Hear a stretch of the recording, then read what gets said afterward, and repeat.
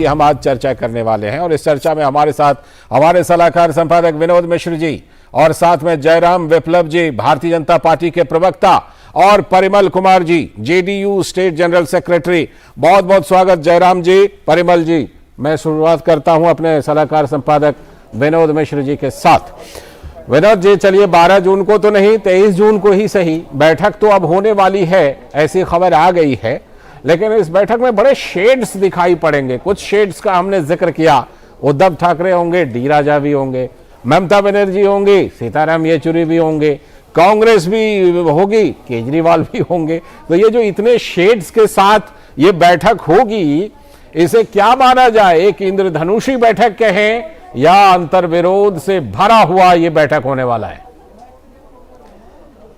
लाल जी, मैं आपके सवाल पे बाद में आऊँगा कि इसमें फ़ायदा कांग्रेस को होने वाला है या नीतीश जी को होने वाला है। ये तो इसकी चर्चा हम लोग इसमें चर्चा में करेंगे जी। लेकिन इससे पहले हम आपको 2018 के यही जो तस्वीर 2023 में हम लोग को मिलने वाला है, हमको बेंगलोर ले जाना चाह रहे हैं। उसको एक बार हम लोग 2018 की उस तस्वीर की तरफ देखिए। इसी तरह के विपक्षी एकता के बड़े बड़े दावे के साथ में ये सारी पार्टियां कमोबेश वहां हाथ में हाथ मिलाते हुए दिखे थे। कुमारस्वामी का वो ओथ सेरेमनी था और 2019 का नतीजा आपके सामने हुआ था। तो ये सारे विपक्षी एकता के वही सारे समीकरण, वही सारे सूत्र, वही सारे सब कुछ है। इस बार चेहरा बदल गया है और प्लेटफॉर्म बदल गया है। उस समय में कांग्रेस का ये अलायंस पार्टी से मिले हुए सहयोग का एक प्रदर्शन था विपक्षी एकता को लेके जी। इस बार नीतीश कुमार ने अपनी राष्ट्रीय राजनीति में भूमिका को लेके इस विपक्षी एकता का यहाँ पे प्रदर्शन पटना में किया है। अब ये अलग बात है कि कांग्रेस को इसमें क्या मिलने वाला है, जिसकी चर्चा हम लोग कह रहे थे। तो 12 तारीख का सम्मेलन में जो नीतीश कुमार ने जो सीधे इवेंट किया था, तो उसमें ये सेवे हुआ था कि नीतीश कुमार के उस मीटिंग में, उस चीफ मिनिस्टर्स के मीटिंग में मल्लिकार्जुन खड़गे और राहुल गांधी एक साथ बैठने के लिए तैयार नहीं थे। तो इसके बाद जो है वो ये मीटिंग जो है 22 के बाद इसके अगला मीटिंग के लिए तय किया गया और फिर से नीतीश कुमार को एक मशक्कत करनी पड़ी। और उसी के पार्टी के जो शीर्षस्थ नेता हैं अलग अलग पार्टी के, उनको एक बार फिर से बुला के उनको आग्रह करके पटना आने का उनको निमंत्रण दिया गया है और उसमें आप सारे लोग आ रहे हैं।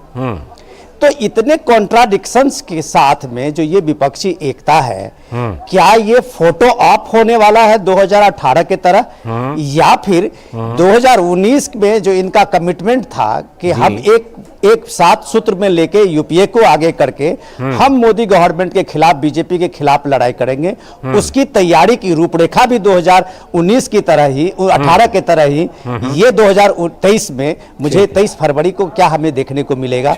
क्या ये फोटो आप सिर्फ पब्लिक के गृह में, पब्लिक के सामने में सिर्फ अखबारों की सुर्खियां बनेगी या जमीन पे भी उतरेगी? ये एक बड़ा सवाल है। लौटता हूं आपके पास। आपने बेंगलोर के 2018 का जिक्र किया फोटो ऑप का, उसके बाद कोलकाता में भी फोटो ऑप हुआ था, और उसके बाद चंद्रबाबू नायडू जो 2019 में कर्णधार बने थे, अभी एनडीए की तरफ उनकी मुलाकात हो रही है। इन सब ये तमाम बातें हैं। लेकिन मैं चलता हूं परिमल जी के पास। परिमल जी, चलिए, इतनी तो सफलता मिलती हुई दिख रही है।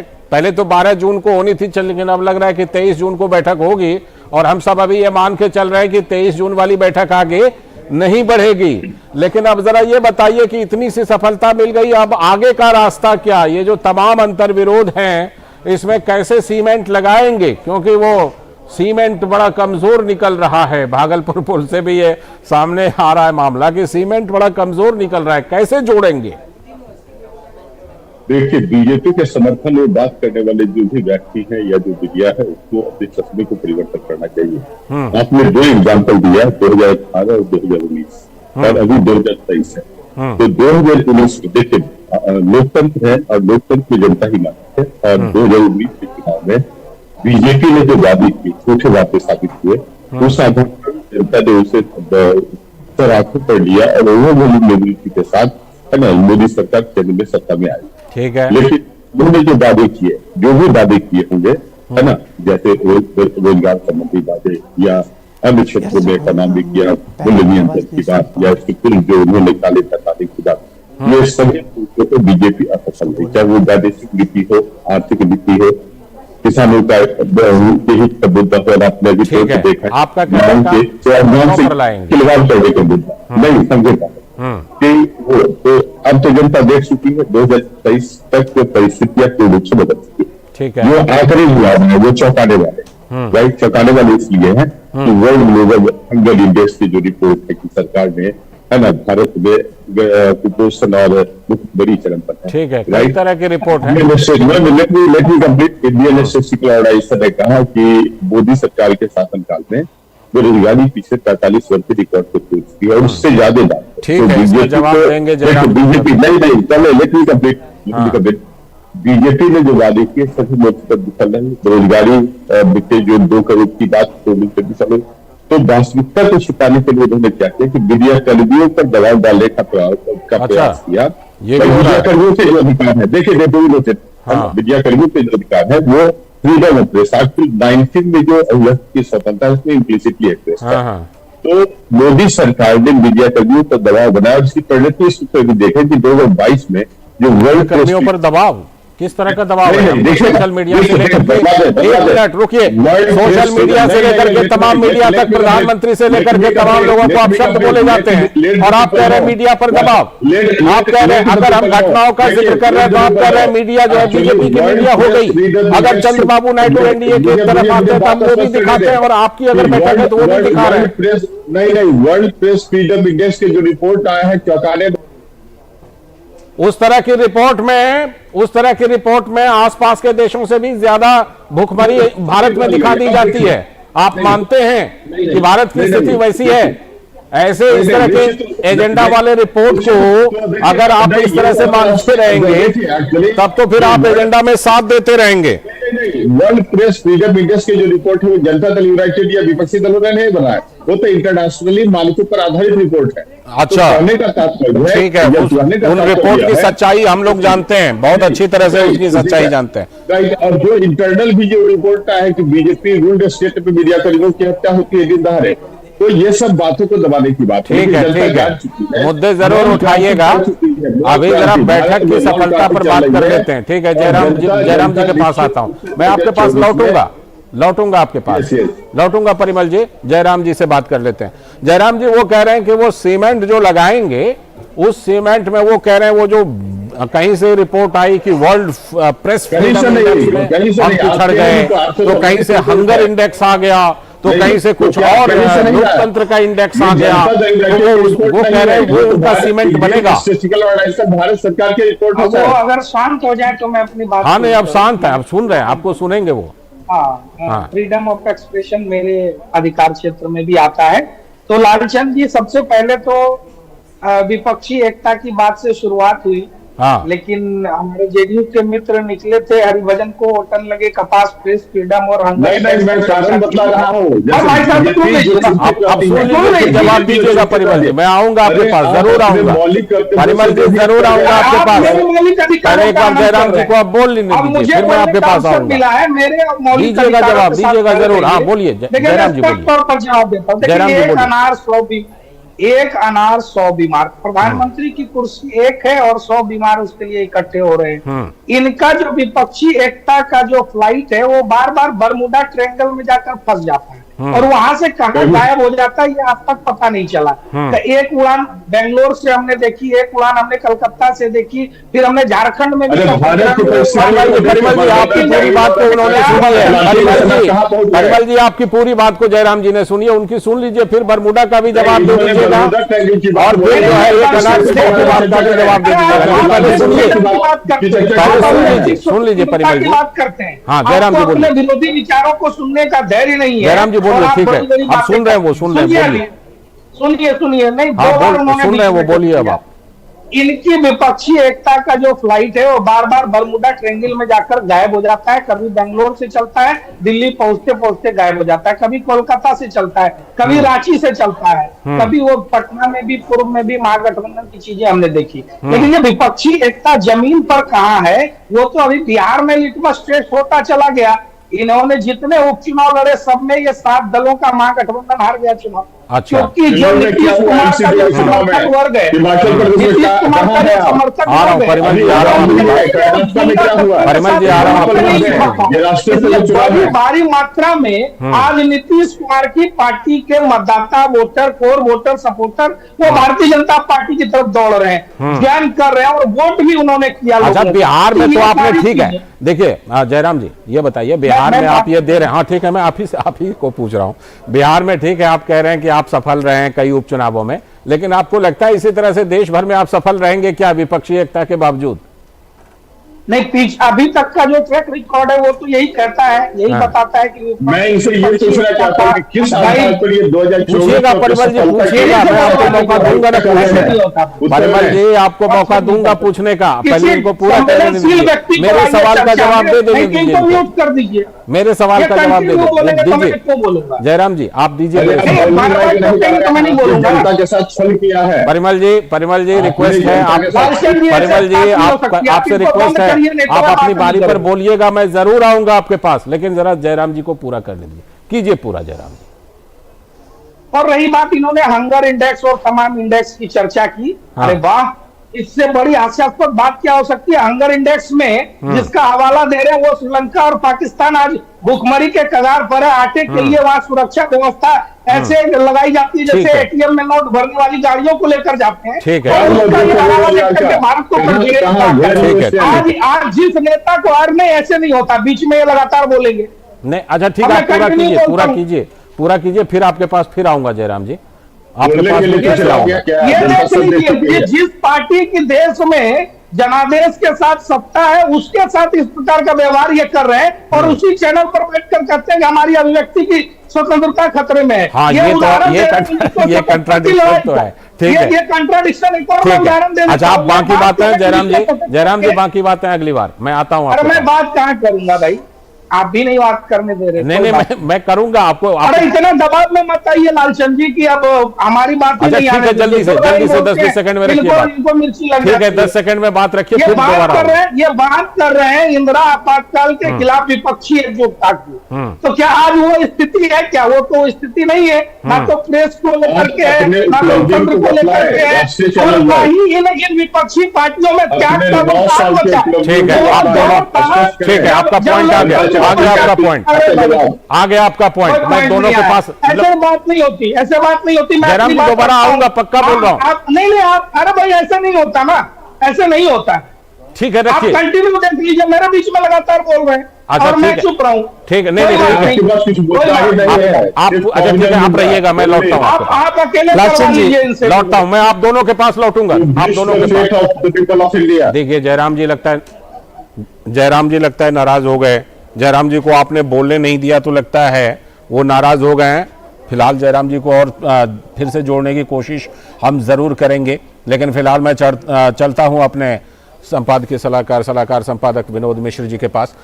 विनोद जी, जिस तरह से कि हम देख रहे हैं कि ये कहीं ना कहीं जो विपक्षी एकता की कोशिशें हैं उसको लेकर के कुछ कॉमन मुद्दे वो कह रहे हैं कि इन मुद्दों पर उनको भरोसा है कि वो जोड़ लेंगे सभी पार्टियों को, लेकिन सवाल यह है कि उन मुद्दों पर अगर जोड़ने की कोशिश करेंगे तो अंतर विरोध कितने सारे बड़े बड़े हैं, कितनी बड़ी बड़ी दुविधाएं हैं क्षेत्रीय दलों के आपस में, कांग्रेस का क्षेत्रीय दलों के साथ, तो ऐसे में कैसे निकलेगा फॉर्मूला? विनोद जी। लालचंद जी, दिक्कत क्या है कि जो परिमल जी की बात मैं सुन रहा था कि परिमल जी जिस बात को हंगर इंडेक्स से लेकर डेमोक्रेसी और फ्रीडम इंडेक्स को लेके आए थे, तो सीधे सीधे इस चर्चा में लाने का, जब हमारे आज विपक्षी एकता का ये मुद्दा है और इस पे हम लोग चर्चा कर रहे हैं, तो इसका सीधा सा जवाब ये है कि उनके पास कहने के लिए कुछ नहीं है, उनके पास कोई मुद्दा नहीं है। अगर नीतीश कुमार क्या सुशासन बाबू के रूप में जो अपने को पिछले 15-16 साल से प्रचारित करते रहे हैं जी, तो उनको ये कहना चाहिए था कि नीतीश कुमार का जो सुशासन है और उनका जो इकबाल है उसके बदौलत ये सारे विपक्ष की एकता उनके सामने में दिख रही है। और लोगों को पूरे राष्ट्रीय स्तर पे जब वो राजनीति करने जा रहे हैं तो उनके पास में वही यूएसपी है। लेकिन एक गंगा का पुल जो भड़भड़ा के गंगा जी में समा गया तो उनके पास आज कहने के लिए कुछ नहीं है। रही बात की जो विपक्ष की बात रहा, बीजेपी के जो प्रवक्ता अभी नहीं है वो शायद कुछ ज्यादा ही भावुक हो गए थे इनके बार बार टोकने से। जी जी ऐसा नहीं होना चाहिए, थोड़ी सी उनको नाराजगी हो गई है, ऐसा नहीं होना चाहिए। परिमल जी थोड़ा सा धैर्य रखिए, जब आप किसी को बात कहते हैं, अपनी बात कहते हैं तो बात सुनने का भी आप धैर्य रखिए। आप पैनल में बैठे हुए हैं, आप पब्लिक ब्रॉडकास्टर में हैं, और इस तरह के एक शालीनता तो कम से कम आपके सामने में तो होनी ही चाहिए, हम सबको होनी चाहिए जो कभी हम ये बात सही है। जयराम जी ने बड़े धैर्य से इनको सुना था, तो जयराम जी को भी सुनना चाहिए। कम से कम आपका पॉइंट रखने का समय आएगा, आप अपने समय में रख सकते हैं उस चीज को, और उस चीजों के बदले में अगर आप दूसरे पे थोपेंगे तो डेफिनेटली आपके पास कहा जाएगा कि जो जुगाड़ से आप 17 साल से चलाते रहे हैं, उसी जुगाड़ से आप एजेंडे को लेके यहाँ पे आए हैं, जो कि आपके पास कुछ नहीं है कहने के लिए। हमारा सीधा सवाल है कि अगर आज नीतीश कुमार जो राष्ट्रीय राजनीति में आ रहे हैं, आप जवाब दीजिएगा। आप परिमल जी इसका जवाब रहा हूँ बार बार बोल रहा हूँ कि मैं आपके पास जरूर आऊंगा जवाब लेने के लिए, तो आप एक बार सुन लीजिए फिर पूरा जवाब दीजिएगा। मैं उन्हीं को सवाल दे रहा हूँ, आपको सवाल का जवाब दे। सवाल का जवाब उनसे जब पूछा जाता है, जिस विपक्षी एकता की बात वो कह रहे थे, और जिस समय वो दिल्ली में मल्लिकार्जुन खड़गे और राहुल गांधी से मिलके ये एश्योर किया था अरविंद केजरीवाल को कि हम अध्यादेश पे केजरीवाल को सपोर्ट करते हुए मल्लिकार्जुन खड़गे देंगे, तो 4 दिन के बाद नीतीश कुमार का ये कमिटमेंट कहां चला गया कि मल्लिकार्जुन खड़गे ने कहा कि केजरीवाल से हमारा कोई भी नाता नहीं है, हम कोई भी इनका ये बात मानने के लिए तैयार नहीं है।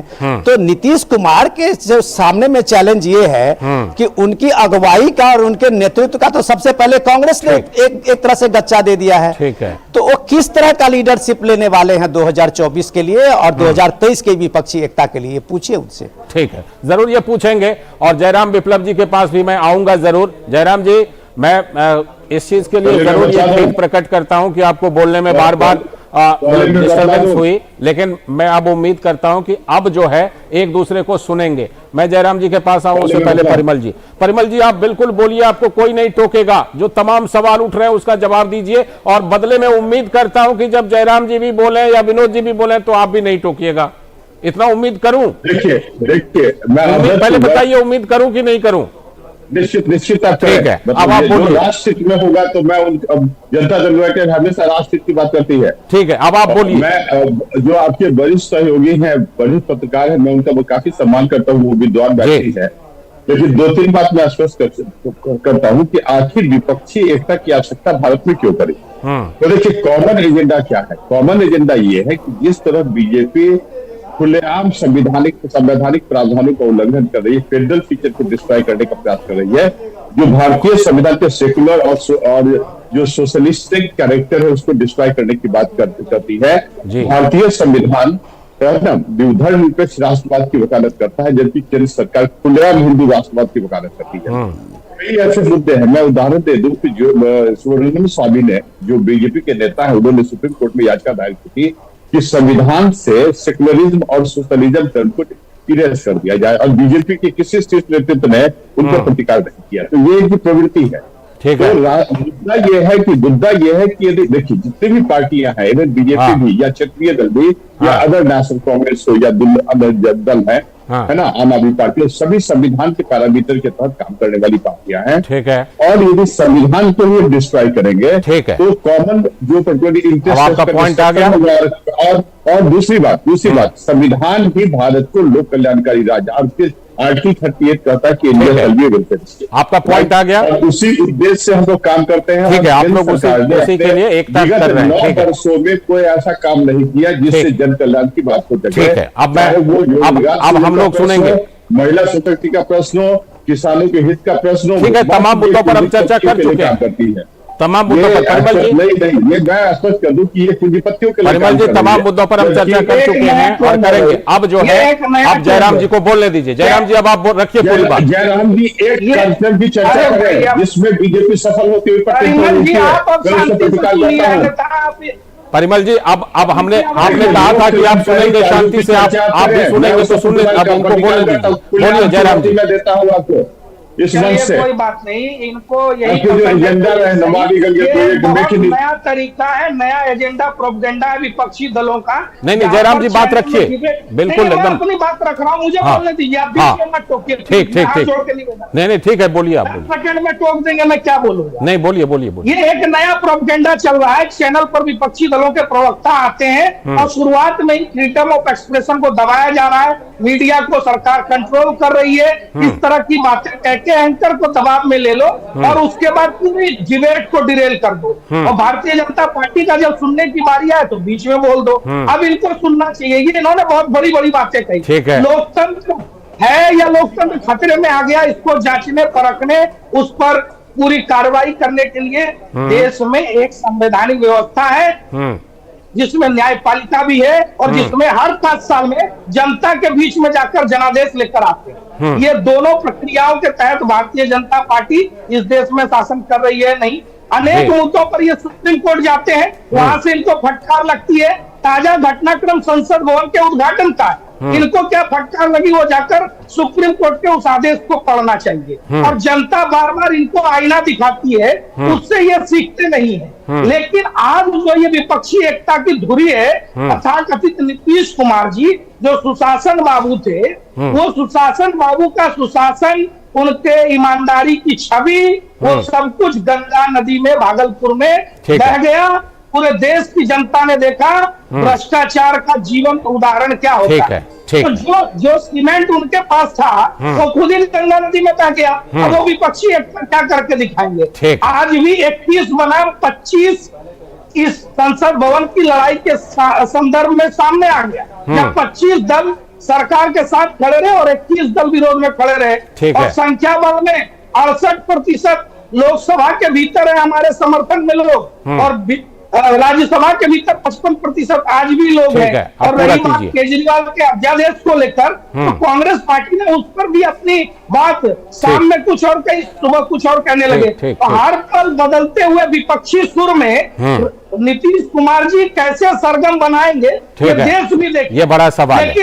लेकिन एक लाइन और कह दूं, इन्होंने जेपी मूवमेंट का, आपातकाल का और उस समय की विपक्षी एकता का चर्चा किया, उसका जिक्र किया, तो उतना त्याग कहां से लाएंगे जब भारतीय जनसंघ ने स्वयं को विलीन करके जनता पार्टी बनाया था। ठीक, यही सारे सवाल हम उठा रहे हैं। लेकिन एक बात आपसे जरूर कहेंगे जयराम जी, ये चैनल, ये शो, आपकी आवाज पूरी तरह से आएगी, इसका हम आश्वासन देते हैं आपको। ठीक है, इसके लिए आप जब भी डिबेट में आते हैं, ठीक है, थोड़ा बहुत टोका टोकी हो जाती है, लेकिन पूरा मौका मिलेगा अपनी बात रखने का। देखिए, अभी आपने पूरी बात रखी ना, मैं फिर आपके पास लौटता हूं, विनोद जी के पास चलता हूं और फिर उनके पास भी मैं जाऊंगा। जेडीयू के जो प्रदेश महासचिव हैं परिमल जी, उनके पास भी बने रहिए आप दोनों। विनोद जी, जिस तरह से कि हम देख रहे हैं कि ये सवाल उठ रहे हैं कि विपक्षी एकता में नीतीश कुमार कोशिश तो काफी कर रहे हैं, लेकिन यहां एक सवाल ये भी है कि क्या नीतीश कुमार को इस कोशिश में जिस तरह का साथ कांग्रेस का मिलना चाहिए, जिस तरह का साथ बाकी पार्टियों का मिलना चाहिए, मैं तो आरजेडी की भी बात कर रहा हूं, आरजेडी की तरफ से भी क्या वैसा समर्थन, उस तरह का सपोर्ट नीतीश कुमार को मिल पा रहा है क्या? लाल जी, पहले मैं थोड़ा सा परिमल जी का मैं जवाब दे दूं कि परिमल जी वो ही बात वो कह रहे थे, शायद उन्होंने अभी टेलीविजन के पे जो खबरें आ रही है उनसे अपडेट नहीं होते हैं, सीधे वो अपना जेडीयू का अपना एजेंडा लेके आते हैं। राहुल गांधी पिछले 1 हफ्ते से अमेरिका में हैं और वो भारत के खिलाफ में, मोदी जी के खिलाफ में वो अभियान चला रहे हैं। उनका जवाब अमेरिका के आप देख लीजिए कि वहाँ वाशिंगटन से वही व्हाइट हाउस के प्रवक्ता से मिला, उन्होंने जब कहा कि ये भारत में जो लोकतंत्र है एक जीवंत लोकतंत्र है, बिल्कुल, और जिसको देखना है वो भारत जाके दिल्ली जाके देखे। तो इस तरह के जो ये कैंपेन है, कैंपेन को लेकर इन लोगों ने जो एक पूरा एजेंडा बनाया हुआ है, पहले कांग्रेस ने एजेंडा बनाया, अब महागठबंधन में जेडीयू अभी नई पार्टी है, ठीक है, तो उसने भी उसी एजेंडे को टो किया है। तो उसका जवाब आप अभी व्हाइट हाउस के प्रवक्ता का वो सुन सकते हैं, अगर देख लें तो गूगल सर्च भी कर सकते हैं। बिल्कुल बिल्कुल, कि ये भारत कैसा जीवंत लोकतंत्र है, वो राहुल गांधी के नैरेटिव से और नीतीश कुमार और उनकी पार्टी के नैरेटिव से नहीं बदलेगा। बिल्कुल। रही बात, जब उनकी बात पे मैं आता हूँ कि विपक्षी एकता का क्या मतलब है। ये अपने हिस्से का, ये लोकतंत्र की बात में जब वो कहते हैं तो अपने अपने हिस्से की राजनीति कर रहे हैं जी। अब ममता बनर्जी का जो सवाल था, जो विपक्ष की एकता की बात में जब उनको इन्विटेशन मिला था, तो उन्होंने ये बात कही थी कि कांग्रेस के लिए हमने त्याग किया है, कर्नाटक में हम अपना कैंडिडेट नहीं दिया है। त्याग कांग्रेस करेगी? तो क्या कांग्रेस ऐसा त्याग रीजनल पार्टीज के लिए, रीजनल के क्षेत्रीय दल जहां भी मजबूत हैं वहां करने के लिए तैयार है? ठीक। अगर रीजनल पार्टी कर दे तो कम से कम कांग्रेस को अपना उम्मीदवार बंगाल में नहीं उतारना चाहिए। बिल्कुल बिल्कुल। वही बात अखिलेश कह रहे हैं, वही बात तेजस्वी कह रहे हैं कि हर जगह ये स्टेट के रीजनल पार्टी अपना एक ड्राइविंग सीट चाहते हैं। ठीक है। और उसमें वो राहुल गांधी को एक मोहरा बना रहे हैं, देंगे मौका। तो एक बात में अगर जो सीधे सीधे राहुल गांधी के लिए कांग्रेस ने कह दिया कि हमारा ये प्राइम मिनिस्टर कैंडिडेट है, तो मैं दावे के साथ कहता हूं कि अगर इनकी विपक्षी एकता में दम है तो राहुल गांधी को प्रधानमंत्री के नेतृत्व को लेके ये बात को घोषणा करेंगे घोषणा और इस विपक्षी एकता के सामने में रखेंगे। परिमल जी करेंगे घोषणा राहुल गांधी के नाम का? मुझे काफी आश्चर्य होता है कि मीडिया वाले भी बीजेपी के स्पोक्स पर्सन की तरह। अरे ये आप देखिए, मुद्दा यह होना चाहिए कि 2024 में जो चुनाव है उनके मुद्दे क्या है। आप डाइवर्ट करने के लिए यह मुद्दा चलाते हैं कि विपक्षी एकता होगी कि नहीं, होनी ही है। होनी ही, आप निश्चित रहें। अच्छा ठीक है, कह रहे हैं होनी ही है। जो मुद्दा है नहीं मुझे बोलने दें, राष्ट्र के सामने जो मुद्दा है संविधान बचाने की, और साथ साथ जो बेसिक जो रिस्पॉन्सिबिलिटी को कंक्लूड करना है, जयराम जी या सिक्योरिटी, इंटरनल सिक्योरिटी। जयराम जी चलते चलते कोई कमेंट? सफल नहीं हुई है। आप सबसे बड़ी बात, जितना भी शिकोपा छोड़े, लेकिन सच्चाई ये है कि नीतीश कुमार जी वोट नहीं दिलवा सकते। केरल को छोड़िए, बिहार में भी कई सवाल हैं उनके ऊपर और उनकी पार्टी के ऊपर। बंगाल में एक वोट नहीं दिलवा सकते। चलिए बहुत बहुत शुक्रिया। बल्बों की झालर लगाने से कुछ नहीं होगा। ठीक, शुक्रिया जयराम जी जुड़ने के लिए। जयराम जी जुड़ते रहिएगा, यहाँ बोलने के लिए हम लोग बिल्कुल इंश्योर करेंगे। और परिमल जी आप भी जुड़ते रहिएगा, अपनी बात रखते रहिएगा। बहुत बहुत शुक्रिया परिमल जी, जयराम जी और विनोद जी आपका भी जुड़ने के लिए, इस चर्चा में हिस्सा लेने के लिए। वक्त है एक ब्रेक का, और ब्रेक के बाद जब लौटेंगे तो देखेंगे किसकी साजिश है महाराष्ट्र के कोल्हापुर में, कौन वहां पर सांप्रदायिक माहौल को बिगाड़ रहा है। बने रहिए डीडी न्यूज के साथ।